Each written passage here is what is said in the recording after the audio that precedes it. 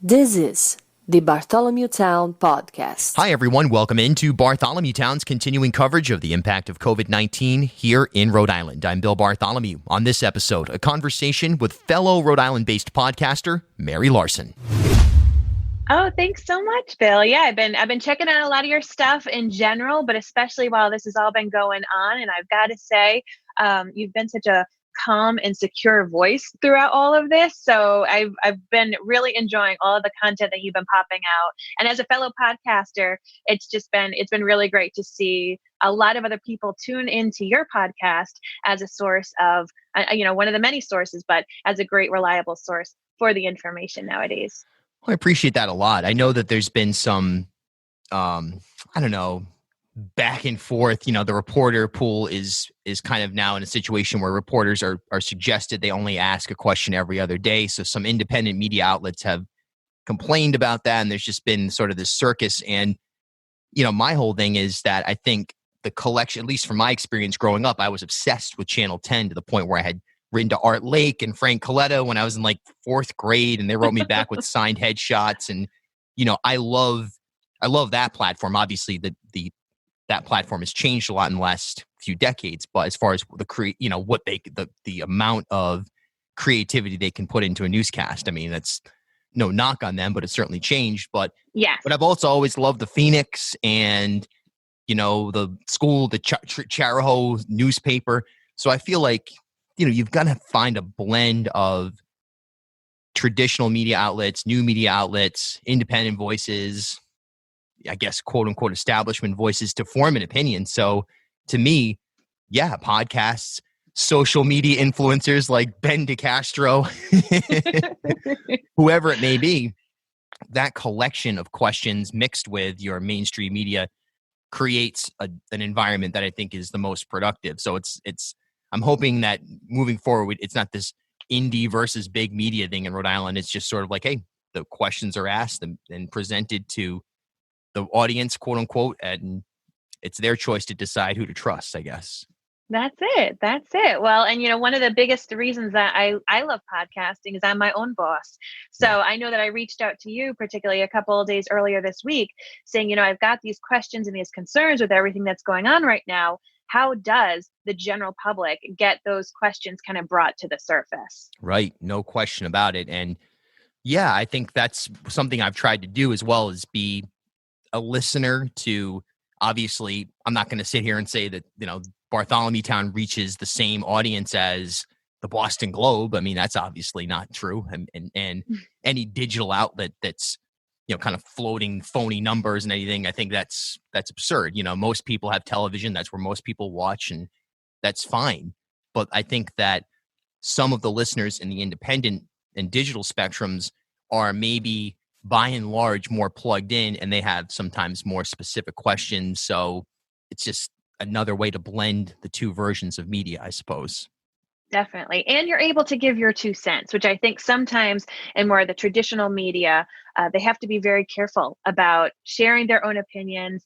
And really, it's often, the facts or whatever is written by the producers. But what I love is when you get to have guests on your podcast, they're able to share their 2 cents. And so are you. You're really able to blend that. So it's been fun as a person who loves watching the news. And I'm a huge junkie. Whenever we've had hurricanes or snowstorms, I'm sitting down, flipping through all the different channels, seeing how people are handling it. And so this is a very different situation, of course, but on the same sense, it's interesting to watch how everyone's, reporting it differently. Definitely. I was recruited by a couple of outlets before all this started, and sitting there and thinking, man, it would be cool to be salaried and so on and so forth. But I would always ask the question, and this is partially because I've had the opportunity to go on WPRO and Lively Experiment as well and start to kind of find a voice. But are you going to put a muzzle on me?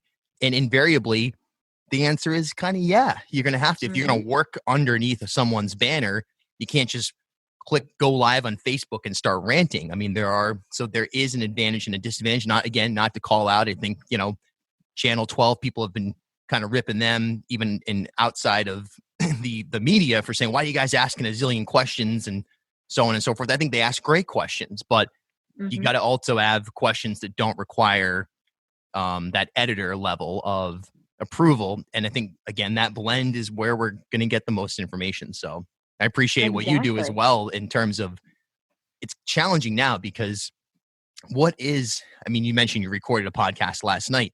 So how are you approaching, and we can get into some of the specifics that you reached out about before, earlier this week after, but I'm just curious, how are you approaching this period with Wicked Rhody, which is basically an event-oriented podcast in Rhode Island? Yeah, so it's been rough. So I'm a mom of two. I've got a 4-year-old and a newly 7-year-old who I used to have these big chunks of time throughout the week where they would be at school and they would be playing with playmates and under the instruction of teachers. So it was great for their mental well-being, their emotional well-being. And now the three of us hang out every single day. My husband still is going to work every day. So during those school times would be when I would be working on my podcasting, whether it's coming up with content, reaching out to guests, filling up the content calendar. And now I'm mom 24/7 with two very needy individuals who I adore with my entire being, but it's really hard to find those moments. And I will be straight up honest, like my kids right now, they're watching a movie. So to make it work, there's a lot more screen time than I used to do, but it's keeping all of our sanities. They need a break from me. I need a break from them. But my husband and I are still able to podcast 2 to 3 times a week. So in addition to Wicked Rhody, we have at Mary & Blake Media, we have a plethora of podcasts, a lot of which are based upon television shows and entertainment. And it has been such a blessing to have those in our lives because they've been a form of escapism. You know what I mean? Like all of us we're ingesting the news as much as we can, but sometimes it can be really overwhelming. It can bring them a lot of fear or anxiety. I know for myself, the first couple of weeks, I was having tons of anxiety, so much that I wasn't sleeping. Oh yeah, I actually had a panic attack. I think a full-fledged panic attack. Called the doctor. What's happening? Why can't what's happening right now? And the answer was, hey, turn off the radio, turn off the screen, take a walk, take a breath. This should be overwhelming for someone who's paying attention. Yes, exactly. And that's it. It was those first couple of weeks where I felt, it was a slow trickle of things coming true that sadly, all the scientists and everyone is trying to warn us about. And I have a dear friend in Italy who was giving me her opinion. And she was saying, in 3 weeks, this is happening. In 2 weeks, this is happening. So I was an early prepper.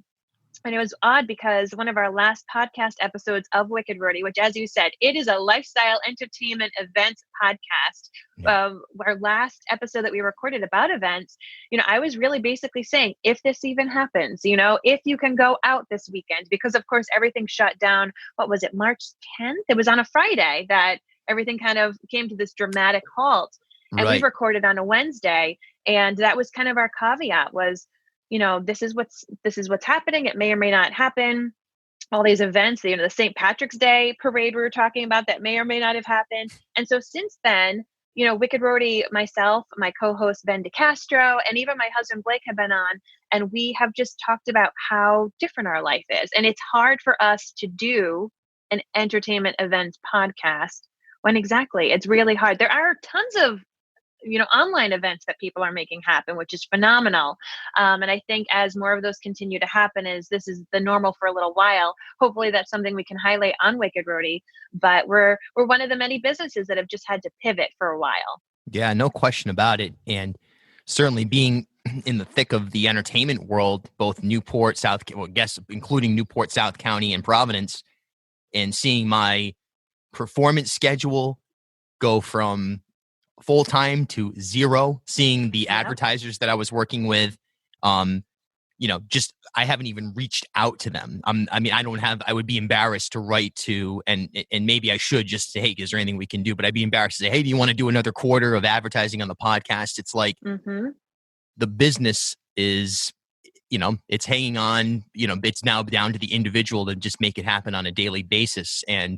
But you've been able to do that. I think your diversification has a lot to do with your ability to be successful as well, you know? Yes, yeah. And so as I told you, those more television-based podcasts that my husband and I do, it's been a form of escapism for people in general when you're watching a movie or reading a book or watching a television show.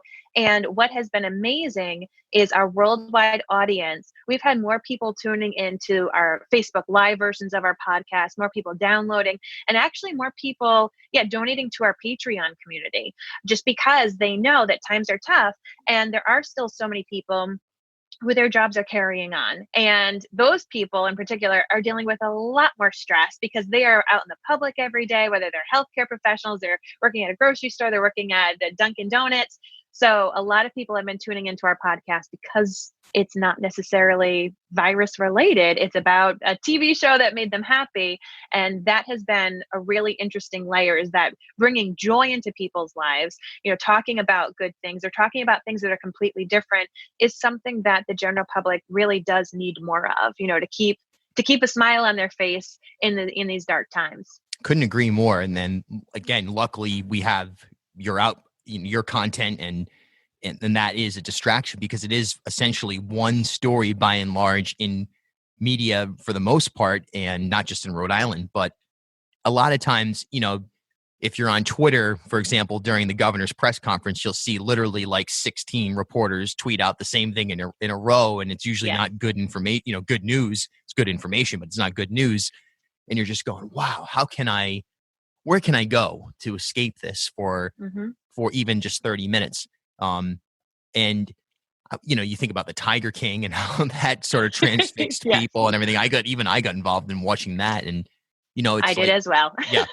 Did you do a podcast on it? No, my husband hasn't watched it, but it was one of those insomnia nights where I was just like, I need to get my mind off of everything that's going on. And that did the trick. And I binged it in 1.5 days. Yeah, exactly. Yeah, I figured someone would just be doing a Tiger King podcast, interviewing Carol Baskin and, the whole thing. But not for me. You're a veteran in when it comes to podcasting in Rhode Island, and we're on the ground floor. What is it? Have you seen the medium grow into a more credible, I guess, for lack of a better term, outlet? For, I guess, someone that is a traditional radio listener, is that conversion starting to happen where they're willing to either internally process and accept it as equal, in terms of the reliability of the platform, but then also the usability of it? Do you sense that that's growing? I don't sense it to be where I would want it to be by now. Yeah. I mean, as you said, I have been podcasting. I've been a person who's listened to podcasts, since the early 2000s. And we started podcasting in 2013, possibly 2014. And come a long way. We've gone to many, podcasting conferences. We now have a full-fledged studio from what used to just be a little microphone in our dining room table. And of course, our listenership has grown. But what is interesting is that I think the general public is still slow to learn about how credible, as you said, podcasts can really be, and how niche things can be. If you are trying to find something that brings you joy, if maybe you're starting to go out and want to garden and you want to learn about gardening in the shade or gardening in a small city environment, there's probably a podcast about that with someone who is passionate about it. But when I look towards, I've had experience, of course, both with Channel 10 and Channel 12. And when I think about my podcast experience in regards to more of the traditional media format, I don't think that people who either, just the general public who watch television and may not listen to podcasts yet, or even people who work in that industry, fully grasp the power of podcasting, how important it can be, especially in times like this, where maybe people may not have great data usage. It's one of the biggest things I tell people about podcasting is that not everybody has unlimited Wi-Fi or unlimited data plans. And with podcasts, it can download and then it doesn't deal with your data at all. It's there so they can listen to an hour long, whatever kind of discussion people want to listen to, but then it goes off their phone. So I think that that's one of the biggest things, whether people need to go for a walk for their emotional well-being or their physical well-being.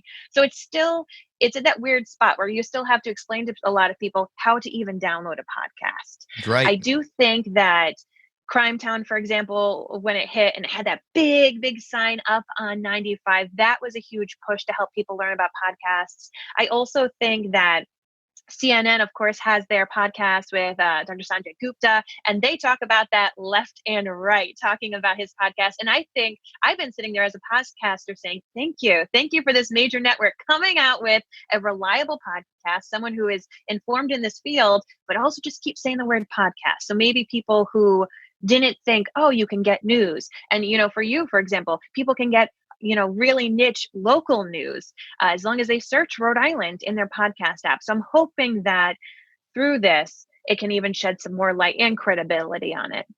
What's it been like for you reaching both a local audience here in Rhode Island or Southern New England at large, and then also speaking to a national or global audience? That's something I'm trying to figure out how to pivot, because I want to be able to speak to that anonymous audience that's out there. I know whether it's via YouTube or whatever it is, but when you're in Rhode Island, you have this sense that you're speaking to, the million or so people here in the market and maybe the 100,000 people around the world that have it tied to it.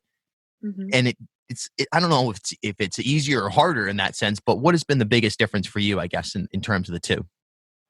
I found it a lot easier to have that global reach. I think that, as a lifelong Rhode Islander myself, and Rhode Islanders are frequently stuck in their ways. They've turned to 10 their entire life, and they may not figure out how to do a podcast until 10 does a podcast, or whatever medium they've had. Maybe they've been print, and they've always had the Providence Journal, and that is the one that they read and they believe it. So I think that Rhode Islanders, tried and true. I mean, we all love our Allie's Donuts. We all, like our Iggy's, like we the things that we love, and we're hard to try new things. Whereas I find people, when we've done more of these global reach podcasts, we have found people from all different places in the world who have been able to connect with just Mary Larsen in Rhode Island. It's been really, really interesting. And one of the biggest things I tell people is you need to find your niche. It can't just be something really big and vague.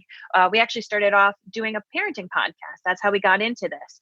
And as much as I enjoyed it, it wasn't really hyper focused. And that's one of the things when you're doing a hyper focused Rhode Island based podcast. Yes, your reach in regards to the amount of people is going to be smaller, but they're going to care about what you're talking about. And then when you're thinking about a more global thing, we talk about, for example, a show called Outlander on Stars. Like this is like just one particular show on a cable network.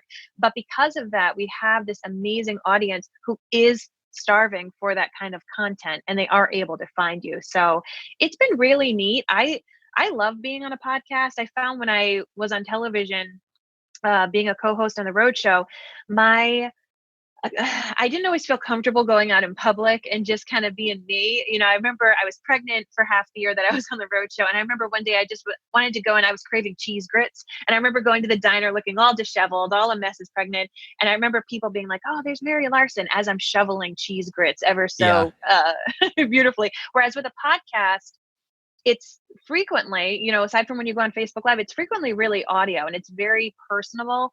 Being a woman in the media, there's a lot of people who care a lot about what you see, what color outfit I was wearing. And they weren't particularly listening to what I had to say. And that is one of the greatest things about podcasting we talked about before. Like, you're your own boss. There is no muzzle. You can say your opinion. And because you're in somebody's earbuds, it's very intimate. And, you can talk for a much longer amount of time than you would necessarily in a short video. That's fascinating. I have never thought about that, but it makes perfect sense because there's no question I've had Lindsay Idaluca on, and just my wife's experience as a performer. There are different standards for male and female performers, whether in media, in the news sense, or in the entertainment sense, whatever it is. There's no question those standards are different. And people, somebody did an experiment, like an Australian male broadcaster literally wore the same tie every night, 5 nights in a row. And then his partner, I think she wore the same dress. I think she alternated in the experiment, alternating nights, and she got ripped, email after email. How can whereas the guy, no one said anything. So it's, and podcasting, I guess radio to an extent, although radio is without question much more of a male dominated, especially talk radio. Here in Rhode Island, we have Tara Granahan. We've had some great voices like Tessa Roy and Lexi Chris and Maya on WPRO in recent times. But for the most part, it's male dominated field as well. Podcasting has finally leveled where it's a voice. If you're listening to Crime Junkie, it's Ashley Flowers, and you've got that one-on-one relationship. I have no idea what she looks like, how old she is. I couldn't care less. And exactly. It's an amazing experience. I agree. Yeah, I do. I think it really, as you said, it's leveled the playing field in regards to the genders. And I'm so thankful for that. It doesn't matter what you're wearing, your age. It really is about what the content is that you're sharing, your take on it, how personable you are when it comes to the interviews. And people have to choose to hit subscribe. That's the difference. You know, with the radio, you might just keep it on, or it might be on what plays in your workplace, or television. It might just be what you just keep on because you keep that same channel on. But with podcasting, they make the choice to have that relationship with the podcast host. Absolutely. And it's a special one. You know, no question about it. I feel like it's very similar to music in the sense that the people who you're serving, it is an intimate, for me anyway, as an independent artist, it was more like, all right, anyone who's with me is for the most part there because they want to be. You know, they haven't been presented with, all right, if you listen to this guy, you're going to be given a badge of cool. Now you're cool. It's really not when it comes through certain channels. So it's a genuine audience, I guess. Agreed. And during times like this, I'm so blessed and thankful for it. You know, I told you I was recording last night, and we had people call in from Brazil. We had people call in from Japan and Canada and all over the US. And I am an extroverted person. I love to see people. I work from home, but I frequently would just go to the coffee shop because I miss interacting with the general public. I miss people, and I can't do that right now. And you get to have a really cool relationship. And you must find that with your listeners. You know, they get to know you well. And when they do write in, it is very heartfelt. There is a lot of backing. And even if they disagree with you, they have that relationship with you from listening to you for so long that it's not just out of left field. Definitely. And I have people that write into me that totally disagree with my hot takes, or they'll bring up something I said on WPRO in November or something like that. And we'll get into, but I get almost like a respect or love level relationship there where it's not anonymous. It's not someone screaming at me. It's someone more busting my chops or vice versa. So it's an interesting world. All right. Zooming in now on, no pun intended, as we're here on Zoom. I know. You brought up an interesting point. And I know Ben DeCastro raised this, your co-host on Wicked Rhody, during the Governor Raimondo's press conference a few days ago. Bike lane social distancing. Ben brought up the fact that there is significant increases in pedestrian to bike accidents in the last few weeks. Obviously, we've got the parks closed here in Providence, and that's, you know, there are two sides to that coin. You know, I've kind of voiced my opinion that I think the park should be open. At the same time, I've also voiced my opinion that I think the mayor's right to enact the policy because so many people were, when I was out there on a hike on the trail, you know, I had dogs running up and jumping. I mean, again, at normal times, all right, no problem, not anti-dog. But when you have this moment, it does require almost like a libertarian, independent sort of restraint by people. And it didn't seem like it was happening. So talk about your experience on the bike paths and how that might be able to be dialed in without actually having to close down the paths is, I guess. Yeah, so it's been interesting. I live right on a bike path, and you know, as someone, I used to live in Providence. I used to love the Blackstone Boulevard. You know, going for walks is really important for my family, for me and my emotional health, and I just love to get outdoors. And it's important for everybody. The governor talks about it pretty much at every briefing that she wants us all going out for walks, and yet we've got these major public places shut down except the bike paths.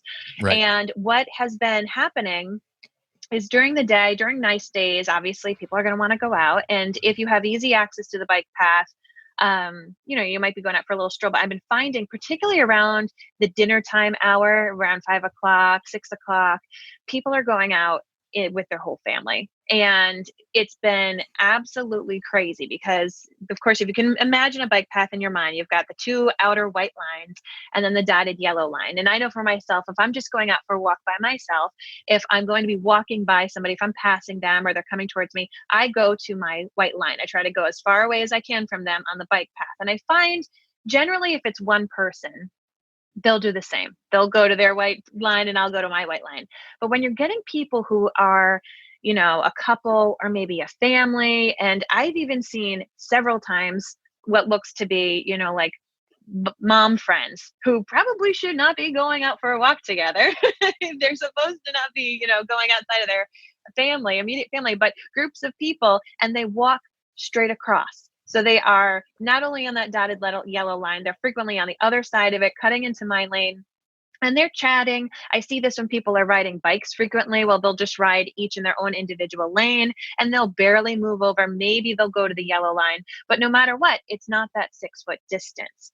And they seem oblivious because they're having that socialization aspect that we're probably all, yearning for so much. And yet it's really unfair because there I am. I would love to be going for a walk with some of my neighbors, but I'm choosing not to. I'm choosing to do the right thing and keep my distance. So I've been noticing this a lot where there's particular times of day where it's mobbed. You can't turn around and not see, 10 people. I've seen kids going out on bikes. I've seen fights on the bike path between, teenagers just because they've got this pent up energy. And I'm sitting there saying, oh my God, like wrong on so many levels. And I'm afraid that if this continues, where it continues to get busier as the weather gets warmer and nicer, and people know that the bike paths are available, that they're too going to have to be shut down. And that would be such another loss. If people just understood to have your distance. I've had to say it to a few people. I've gotten pretty upset where I've actually said to a couple of couples, who are walking straight onto me as if they were playing chicken. Are you going to move? Am I going to move? And I've had to say, can you please go to the other side? Can you please keep your 6-foot distance? And they've given, this kind of sassy look to me. And I wanted to say something, but I'm trying to be safe as well. Sure. Yeah. But it's like, are you not watching the news? Like, are you oblivious to the fact that, just because you're outside, you can't get, within a foot of me the way you have been. So it's been it sounds menial, but when you think about how these other places have been closed because of these crowding issues, I don't know why people aren't taking the bike paths as seriously. And my fear is that they will be shut down eventually. That's not, that's a reasonable fear, and it would be a terrible result. Obviously, that's not what we're looking for here. Yeah, I find, look, I'm not, some people have, called me out because the other day I was out for a walk downtown, and actually we walked the entire city. My wife and I, we did, we're in Elmwood. So we started in Elmwood. We went through South Providence. We went all the way up Allens Avenue into downtown. And for the most part, people were in this particularly vulnerable community. As we saw yesterday, the governor finally revealing that 45% of cases are Latino in origin. Mm-hmm. We saw people in mass, social distancing, lines at the grocery store, giving a wave to someone as they move across the street, or I move across the street, giving a salute, whatever it is, making something goofy. Once in a while, to be somebody that would be, there, and you go, okay, this guy's not paying attention. But once we got downtown, I had some joggers coming right towards us, no mask, no nothing, and I put my hands up and went, hold on a second here.